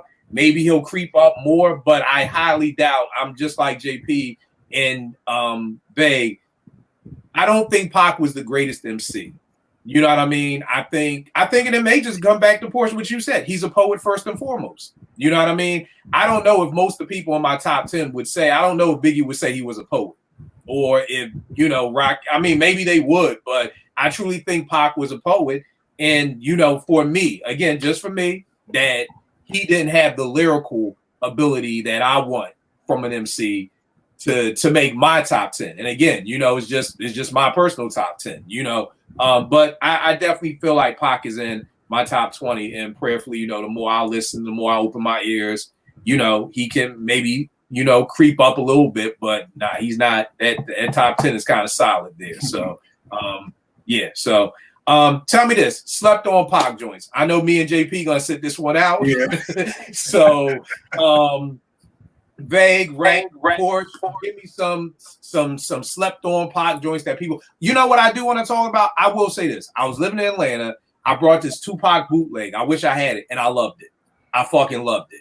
This was around the time he was doing the stuff with the Boot Camp Clique, and they were talking about doing that One Nation album or whatever like that. Yeah. There was a lot of Pac stuff that was on that, and I was looking forward to that because, like I said, I always felt like if Pac had more of that Pain, I don't know who produced Pain, but whoever did it, I just wish he produced everything for Pac. You know what I mean? So I was looking forward to that. So I don't even know what the bootleg was, but it was dope. That's my slept on Pac joint. I can't even tell you what the name of it was, but it was dope. Porsche, give me some slept on Pac songs that you think the average person doesn't, that I don't know about, that me and JP don't know about. I mean, like, oh man, I think Against All Odds is very slept on amongst people who may not dive deep into Pac's catalog. I mean, that record is he takes shots at Nas. He takes shots at like, you know, he kind of collectively takes shots at everybody. And it sort of, it gets lost as a diss track amongst No Vaseline with good reason. I mean, No Vaseline is my favorite. I love Ether more, but I think Against All Odds, like there's something to be said about the fact that he's got Against All Odds and Hit 'Em Up. And he just names, like Vegas said at the beginning, like he doesn't beat around the bush. He doesn't, you know, kind of sneak diss. He's calling you out and he's naming names and he's saying what he has to say. And I love that. And I think Against All Odds kind of gets lost in Pac's catalog. But at the same time, like I've had a lot of conversations about Tupac. It's hard for me to say which ones are slept on because everyone sort of talks about all of them at any point. But yeah, I mean, yeah. All right, so I go with Against All Odds. For sure. So against all odds. Yeah. Tell me this, y'all.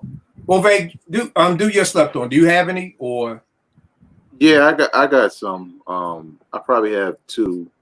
I agree with Portia in regards to Against All Odds. I think people forget about that. It's a better diss record, a better song than Hit 'Em Up, if you ask me. Because once Pac stops rhyming on Hit 'Em Up, all that get out the way, yo, shit is trash. Just skip right to the end of the record when Pac starts talking shit. Yeah. But what's dope about Against All Odds is, to me, not the rapper stuff, because after a while it started getting a little corny to me. It's the Haitian Jack stuff and everybody else he name dropping, because that's even harder than naming rappers. Yeah. Now you naming thugs, actual thugs, dangerous men in the street on your records and talking about you got your money right. You said, get my money right before I go to war. I got my money right. I thought that was just hard for him to say that. And I think it is like underrated as a diss record because people are focusing on the rappers and not everybody else he was really talking about. But really slept on for me, just songs I like that I don't hear a lot. Definition of a Thug Nigga, which was originally on a Poetic Justice soundtrack. I remember when I bought that soundtrack, I was like, damn, this Tupac record is dope.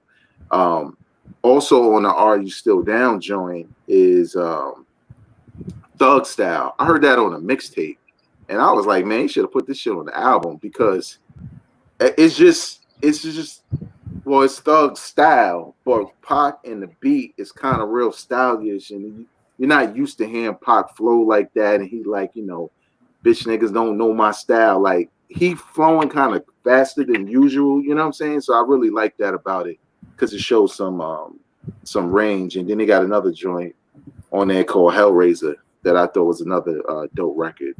And one record that they play all the time that's not necessarily slept on, but sometimes it gets played just as much as I Get Around or Keep Your Head Up is Changes. I love that record. I love that. Like, Pac just knows how to rhyme over like old soul records, not in the same way Ghost do, where he rhyming over the lyrics and all that shit. Not that shit.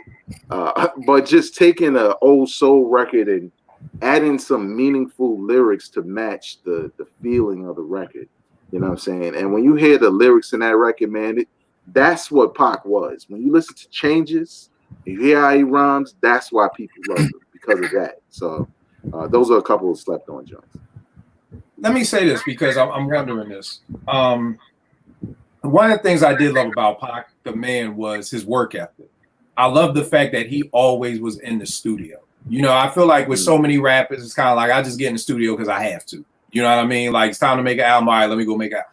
I feel like Pac just lived in the studio. Like, he just wanted to rhyme. He wanted to make music. It was like it was go time all the time with him. And I mean, me being a producer, JP, I'm sure you can relate. You find an MC who's just, it's go time. I don't have to beg you to come to the studio. I ain't got to, you know, keep paging you and texting you to come to the studio. You just want to be in it. You bugging me to like, when can I get back in?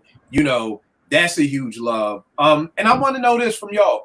Why do you think nobody ever responded to Pac? Like, I mean, outside Mobb Deep, because I always say this, like, people shit on Mobb Deep, but I'm like, truth be told, the only motherfucker out in New York who was responding to Pac was Mobb Deep and CNN and that team. Jay-Z wasn't saying shit. Big wasn't saying shit. All the big name New York East Coast rappers wasn't saying shit, not a mumbling word. Pac dies, now it's like, oh, Nas had a track. Oh, Jay had a bar ready. Everybody had some shit ready. But when it was on and popping and it was war, niggas was silent as shit. Why do y'all think? Because I didn't even know about the joint. You was just talking about Porsche. So I'm like, damn, he got another song talking about Nas and all these people. Like, nobody responded to this dude. You know, was it the fear of Suge? Was it what do y'all think it was that just nobody responded to this shit? Veg? Or yeah, Vegas. No, Vegas, go ahead. Yeah, what you got, Veg? Like, this is no, why just, I mean, do you think it could just be all right? Yeah, I got to answer. I think in the case of Biggie, he was advised by Puff to not respond. But in the case of everybody else, there were a lot of subliminals, and I don't know why everybody wasn't really coming all out and saying it, because there was a lot of people who were saying shit that you like, yeah, he talking about Pac, because, you know, Nas on the message. That's the first person I thought about when he said, fake thug, no love, you get the slug. Biggie, Nas, even Jay-Z had a song called Dead or Alive that he said wasn't about Pac, but I was like, and this was after Pac had literally just got shot, and I was like, damn, this is hard if he's talking about Pac and he just died. But in general, I don't know, because I feel like maybe they thought the way the level of disrespect Pac was putting out there, he wasn't saying rapidy rap battle shit. Like, he was just disrespecting the people. So a lot of them dudes, but that's worse. That's worse. That's worse. But look, Kill, who don't make diss records in hip hop? MOP and Wu-Tang Clan. Them niggas visit you. So I think there was just certain, because like you never heard of Wu-Tang, like the Wu-Tang coming at, no, you just heard that Papa Wu stepped to this nigga, Spectre Deck was over there, Raekwon showed up behind, Joe Buttons, like, you know what I'm saying? Like, that's just some rappers, that's how they get down. And I felt like the level of what disrespect he was saying, I don't think dudes wanted to rap about it. You know what I'm saying? I think they really wanted to see him, and you know, they didn't see it as a battle with what he was saying. Well, here's a better question: why didn't nobody go see him? Why didn't nobody touch Pac? It ain't that easy, right? Because you got a crew, they got a crew. Like, who want to die? You know what I'm saying? Who really want to get shot? It is so weird because I was gonna go down with Nas and Pac. Like, it was Nas's brother who was talking about it, because he was the one who was going to do something to Pac or whatever. He talked about it on the I forgot what, it was a documentary or something. Angie Martinez talks about it too. Nas and Pac met in the park, and Nas got his people, Pac got his people, and Nas supposedly said to him, you know, I don't have no ill will towards you, nigga. I got love for you. And supposedly when, you know, they dap each other up and Nas walks away, Pac is like, you see how I son that nigga? So, like, can you have a conversation with a nigga who's crazy? Well, no. Well, here's my thing. Here's my thing. Here's my thing. He's really going crazy. You can, if and again, this is based off of who it was. If Pac was talking about shit about the Roots, I don't expect fucking Quest and Black Thought to be out there with hammers trying to find him in LA. Of course. If you Jay-Z and you talking all your shit that you done ran up and down 95 and you took over Trenton and you took over Maryland and you down there with the Terps, motherfucker, go find Pac. Go find this nigga. He ain't that goddamn hard to find. Not that I could say this when 50 and Game was shooting at each other out High 97. Niggas know how to find a nigga. Nigga, I mean, my man Ray will tell you, yo, Pac in them Death Row Studios was right there. We got the address. You know what I mean? So again, it's just I feel you, man, because I never thought about that before. That you're right. The stuff that y'all are saying really doesn't warrant a response in a song. It warrants a visit. Then go visit the nigga. That's all I'm saying. But like, look, the other thing too, do you want to fuck up the bread? Yeah. That's what some dudes think. You know what I'm saying? They may want it. Yeah. That's what Puff was thinking. Of course. Yes. I want to get this nigga. I want to, but no. because then that don't not only taints Biggie, but that taints Bad Boy Records and any business deals. And remember, this was around the time where hip hop started to make some actual money. So a lot of people was just rather can we get this nigga on the sneak side or not? But again, you can find a nigga, but if a nigga is 1,000 deep, you 1,000 deep. Is everybody willing to die or get shot or get hurt? Right. You got a good point. I guess for me, my thing is then don't even do the subliminals. Don't even do that. Like like you said, great point.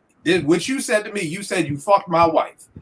There's no lyric I can write to respond to that. So if I'm not gonna knock on your door, then let me just shut the fuck up. Let me not make a song with Puff screaming at the top of his lungs for the last 3 minutes about Pop. You know what I mean? So that's my only thing, because he didn't shoot no subliminals at y'all. So if you want to respond, don't do it with subliminals. Just say or don't say shit. You know what I mean? But JP, same thing. Do you think that's why people didn't respond? Or I mean, I never thought of that perspective, but I definitely feel that Puff advised Biggie not to because it was a money thing, and I get that. I totally get that, but I don't know why nobody else like. I would have liked to heard something, like especially back then. Yeah, like to me, I was applauding Mobb Deep too. Like to me, Still Shining is people don't look at it as a diss track, but to me that's Prodigy coming at P's neck. You know what I mean? You probably scream louder than an opera, like all of that shit. Like, and that's a hard ass track. Still Shining is one of my favorite Mob joints. You know what I mean? That's why I'm like, as much y'all can talk shit about, they was the only people. 2 4'1" niggas was the only people holding down the whole goddamn city. You know what I mean? There was one more, but nobody cared though. What's that? It was Chino XL did me from, but nobody gave a shit. Everybody was like, "Oh, shut the fuck up!" Like, whatever. like Pac said, Chino XL, shut your ass up. Like, yeah, you right, Pac. Chino XL, shut the fuck up. Like, oh god, that's hilarious. We don't want your response. Porsche, what do you think? Do you think? Yeah, I mean, I always thought it was just that they didn't want the smoke. Like Pac was rolling with Suge. He was in a different, and it's exactly what Vegas said. Like, who's willing to die here? Whether that's like really dying or whether that's your money being affected. Like, who's willing to do that? Yeah. And I don't think anyone was. And I think everyone in New York, anyways, was on the they were picking up their momentum of sales and money. So why would they want to jeopardize that? I mean, we know the kind of guy Tupac was. He didn't give a shit. He didn't give a shit. So he was calling people out. He was putting out records like in the volumes. So, but the other guys, like they don't have, I just don't think they didn't want the smoke. That's, I've always thought that they just didn't want it. They were just like, you know what? Puff advised, like, ignore it. Just don't even go there, whatever. And then they just kind of let it subside that way. All right. This is a good conversation. Vay, great point, because I never thought about that. Do you think Jay basically saying, I left condoms in your baby mom's car seat to Nas was something that should have been a visit? Or, because that's very personal, you know what I mean? Or a comeback right, a diss song coming back. Because I just felt like that got very personal. You know what I mean? So do you think like it was, why do you think those two never came to blows off of that? Well, I don't know if Nas wanted to pay Jay a visit off of that. I don't know that part. But I know Jay wanted him to visit when he said that shit, because that was not about bars. That was, I'm mad and I don't like what you said and I want to say something so disrespectful that you don't even want to battle no more. You want to fight. You know what I'm saying? And that's why it was like a bad look for Jay-Z as far as a diss record, because what made him so dope as even a battle rapper was him being clever. And to say condoms on your baby seat, like you're mad. And in battle rap, when you get emotional, you're losing. Like in battle rap today, you get emotional, you're losing. So Maybe not solace in that. You're right, because I feel you, because the whole you know who did you know what, well, you know who, but let's keep that between me and you was so dope. That was dope. At that time, nobody really knew. My JP Roots hit me and told me the backstory. I was like, oh shit. Like, yo, that's it. But the way Jay played that out was so dope. But like you said, now I became emotional. All right, great point, Veg. I never thought about that. One. All right, y'all. Tell me this. I don't know if y'all remember. Do you remember? Because people talk about where they were when King got shot or when Marvin Gaye got killed. Do y'all remember where you were where Pac died? I personally can't remember. I remember where I was in Philly when Pac got shot in Vegas, because he didn't die, I think, for the next 7 days. Yeah. Because I think we all were like, Pac always gets shot. I don't think not too many people thought this was gonna be it for Pac. So I can't remember where I was the day he died. I just know when people were like, Pac got shot, and it's like, okay, and he'll bounce back. You know what I mean? But does anybody remember like where y'all were when you heard the news that Pac died? Rec, what about you? I was at my girlfriend's house, man, at college. The week prior, we was watching the Tyson fight. We thought nothing of it. A week later, they're like, Tupac has died, and we kind of looked at each other and we was like, oh shit, And back then, there wasn't no social media, so you start calling family, friends, and see if they've heard the same information. And then my uncle called me. My uncle was NYPD at the time, and he called me like, hey, did you hear Pac died? And I'm like, yeah, I was getting ready to call you. He said, yeah, that shit's true. So, I was in Virginia, man. I was in school. All right. What about you, Vec? I was in a club. I was in a party at Morgan. You know what I'm saying? You in a party and shit, people playing music. DJ just come on, and DJ was mad disrespectful. I hate the fact that I can't remember his name. He was mad disrespectful with it. Because, obviously we all had our sides, Biggie better and blah, blah, blah. And obviously me and my friends are all big fans. And he was like, yo, y'all. And he didn't even turn the music off. He just, yo, y'all. Damn. Tupac died, y'all. And what I'm saying? He said some slick shit. And I just remember kind of being frozen. Like, did that nigga say what I think he just said? Because I felt the same way. Like, when Tupac got shot, you like, oh, he's not dead? Okay, well, he'll get out the hospital. He'll make another dope-ass album or song saying how many times he got shot. And that'll be that. But I remember, me and my friends, hearing that and kind of looking at each other. You know what I'm saying? And we don't do that shit in the party. Niggas ain't even together.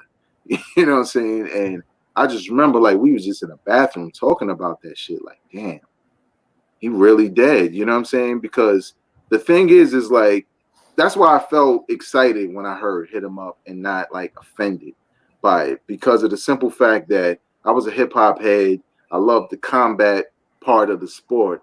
So, and I love what Tupac was doing, even though he was going at my man, because I always had confidence in my man Big.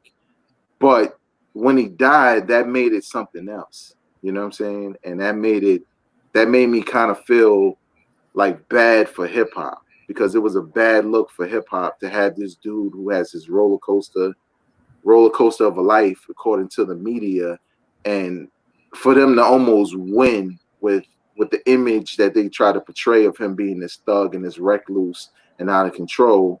And, obviously there's things he did that contributed to that, unfortunately, but nobody wished death on him. You know what I'm saying? Nobody wanted him to die. I mean, you saw the interview with Big. You could see it in his face. You could hear it in his voice. So when I was at that party, man, it was like, sorry, ladies, no more dancing tonight. Tupac is dead. And I remember just going back to the dorm and just listening to his music and just feeling really fucked up. You know what I'm saying? Like damn. And it's the same thing when Nipsey died or when Kobe died. You really felt that because you were invested. When Brenda's Got a Baby came out, I wasn't in college. You know what I'm saying? I was a kid. I was still trying to find myself. So this is one of the guys who had a influence on me as a hip hop fan and as a young man, as a young black man, in a lot of ways.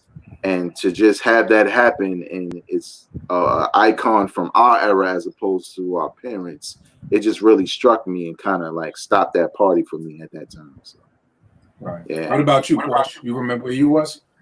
Yeah, I was here in Vancouver. And I remember I heard the news. It was like sometime in the evening. I can't remember exactly like what time we heard about it. I know the reports came in later. I turn on Much Music. I'm trying to find any outlet that is going to talk about this, which they didn't talk about it. It was on I think it was on like news channels, like actual news channels, not music news. But I was talking to my brother. My brother was freaking out. Like he was calling people, just like Rex said, like people are calling people around. Like, did you hear this? Did you hear this? And I remember I was like, no, there's no way. Like, what? Are we sure? And I remember going to, and this is me, being stupid. I go down to the store to be like, where's the magazine that's got the article about this? Like, I'm not going to believe it until there's an article in Source or in Vibe that is going to confirm this. Like, I'm not. And then all those things about like Machiavelli and no, he's faking his death. He'll be back like 7 days, 7-day theory, this and that. That's what he meant. This is all part of the plan. And I was like, well, this is like an emotional roller coaster. What do you mean this is part of a plan? Like, this was the first conspiracy theory kind of thing I had ever heard in and around musicians. I heard about Elvis not dying and I thought people were stupid. And then here I am like eating this up when it's been said about Pac, right? Like, I'm like, oh, okay, cool. Like he's not dead then. So this is all part of some elaborate plan. And in 7 days, he's going to pop up somewhere.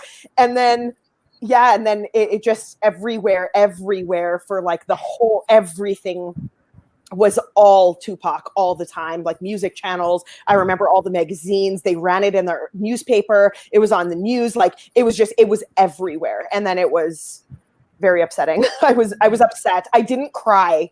But I was very, very shocked. I was very shocked for the same reason that you guys said. Like, you always just think like Pac takes bullets, he comes back, he's a superhero. Like we can't take out Pac like that. It was too easy.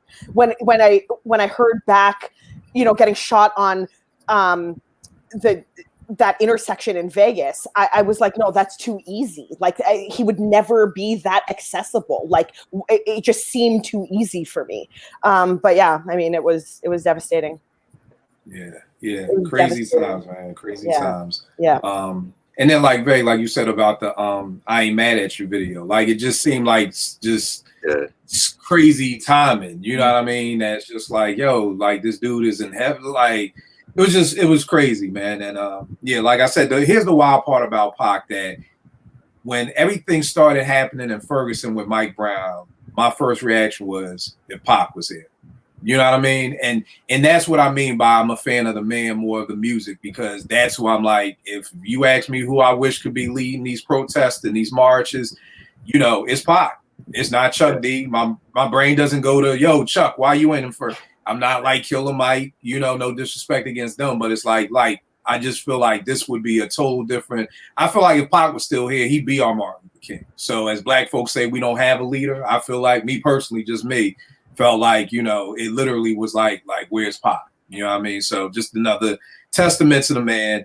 Dope show. Portia, you satisfied? Was this a good show? Yeah, I just want to add some little things here. Please, by all means. Just some fun facts. Like 16 documentaries were made about Pac from 97 to 2018. He is probably one of the most documented. Everybody wants an angle. Everybody wants to tell the same story their way.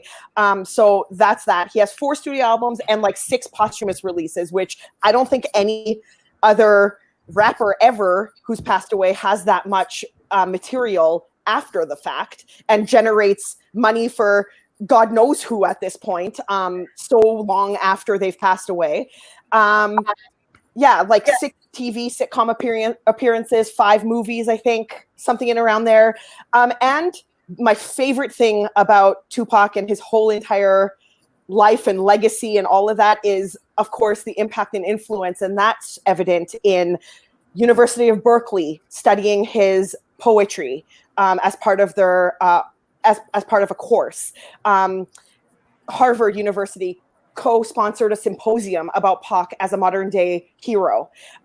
University of Washington has a arts and science program in and around Tupac's lyrics and poetry as well, and they study Tupac alongside like Friedrich Nietzsche. So this is type of and he was 25 when he passed away. Like, I just don't know any rapper that has been able to do this in like 50 years, 55 years, let alone 25 years. And the way that he just sort of kind of came about, and he had a very, very short life, cut super short, and he could have done amazing things, I'm sure. But I'm just glad that we have all of the stuff, the volume of work, the poetry, the books, all of this stuff about Pac. So that's all I want to add. Thank you. All right, of course, since you're the resident Pac encyclopedia, what would you say is the dopest documentary? I know you hated that movie that came out. Yeah, you know what? I actually, throughout the years, I have not been able to actually sit through an entire documentary about Tupac, because I think that the more people do these documentaries, the more disservice they do to his image, his legacy, his impact, his influence. I don't like. I know I've heard people say, "Well, have you seen this one?" I literally I put them on. I cannot get past like 10 minutes of them, and it's just because I just don't. When I hear the narrator say Tupac Shakur, I want to kill myself. Like, I'm like, okay, you can't even pronounce it. Yeah, like, you can't pronounce the guy's name, and you're trying to tell me about, like, please go somewhere. Right. Yeah, so I don't know. I don't have a favorite Pac documentary, and I try to stay away from them because I just think it's a giant disservice to the person that he is. I think there's enough in his music. I think there's enough from people that are, that Snoop talks about him in interviews all the time. I like to Jay-Z even talks about him. Like, people talk about Pac all the time with personal experiences. That's where I think the gems are, not in these documentaries. I'm not okay with them. So I don't, right. I try to stay away from them. All right, Vay, you about to say something? No, I had like two small caveats. Yeah, if I'm remembering correctly, I think. No, you got it, Vay. I think if I'm remembering correctly, because I was another one, like 16 documentaries. I'm not watching that shit. I got his album. But I think the Resurrection documentary was the one that was good. Okay, Resurrection. Like, because you got a lot of in-studio Pac, behind the scenes. You know what I'm saying? I think it did a really good job. If it's the one I remember of really getting behind the scenes and getting to know him beyond the persona on the mic. Or like just seeing him in really candid situations where it's kind of endearing to see that part of him, because it kind of strengthens his lyrics and his music and what you know about him. You know what I'm saying? But yeah, I think that's probably a good one. All right, and what you gonna say, Rhett? The craziest thing I found is that this man has statues. He got a statue in Germany that don't look shit like him too. No, I'm like, he got an afro on him. I'm like, the nigga was bald. If you don't know nothing about Pac, how you gonna have an afro on Pac? Yeah, like, no. Come on, what? But the nigga had like a statue in Germany with an afro, and I'm like, what the fuck? But I thought that the thought alone was great. Yeah, no doubt. Vay, give him everything, good brother. Where can they get at you, man? You can follow me on Instagram and Twitter at Vegas World INC. And you can check out my podcast, Hip Hop Now podcast, available wherever you listen to podcasts. Porsche, give him everything. On Twitter, it's at Shayla Porsche. And I just want to thank you guys so much for this episode. This is easily already my favorite one. It's just, you have no idea how happy this episode makes me. I just love that. I can start shitting on Tupac if you want. No. I can. Yeah. JP, give him everything, good brother. IG and Twitter, JPass Music. All right, no doubt. DJ Rec 1. So the foundation is now on Texas Fleet Radio. I got a show there every Wednesday, 8 o'clock. Download the app. It's not on Android yet, but it's on iPhone. So iPhone users, you can download Texas Fleet Radio. And my show is on there every week, Wednesday at 8 o'clock. The beat tape I talked about, Kill, is done. Just working on the album cover right now. That'll be out, I say, within the next 30 to 45 days. For everything else, other mixes, man, you can catch me on Twitter at DJ Rec1. Mixcloud is at DJ Rec1. Instagram is at DJ Rec1 as well. All right, no doubt. You already know it is me, Kill Apartment 5B. We'll make beats for food. Check out Trey Lee's new single. Well, first single, Sheesh. We had the remix piece with Young Guru and Trey chopping up. They chopped up for 5 hours. You know what I mean? So it's still on Trey's IG. Guru was dropping so many jewels, and I mean they critiqued every remix. I mean, literally started at 7. I got off at 9 to do the show. Got done with the show at 11:30, and they were still on there talking. So a lot of dope information, a lot of dope stories for Young Guru. So check that out. Porsche, Rec, word of mouth, promotions, the way to get your music heard, to get your art seen. If you need help promoting something, get at us. We did these two did a bang out job with Eddie with the remix thing for Trey. He's extremely happy with it. So just something new that we doing out here to try to make sure people are getting their music heard. And this came from a show that we did with Nathaniel Starr talking about independent artists and how hard it is to get their music heard. So just wanted to try to play a part in helping more indie artists get their music out there. So I'll get with y'all next week, y'all. Appreciate the hell out of y'all. Bye. All right. Yeah, yo, I don't know if